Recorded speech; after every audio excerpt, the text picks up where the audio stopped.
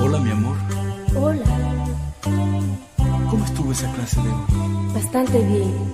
¿Llevas mucho tiempo esperándome? Un poco, pero te quiero mucho, mi amor.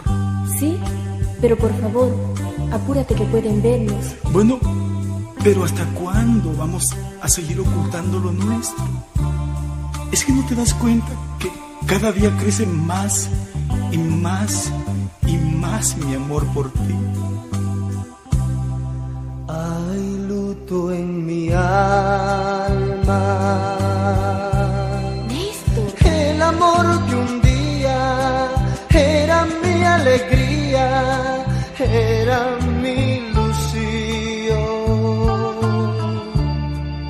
Hay luto en mi alma.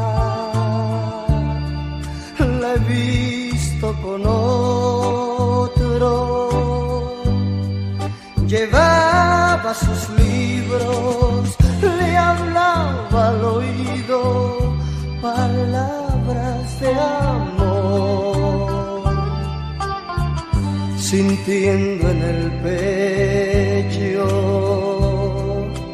el rencor y el celo. Miraba a las chicas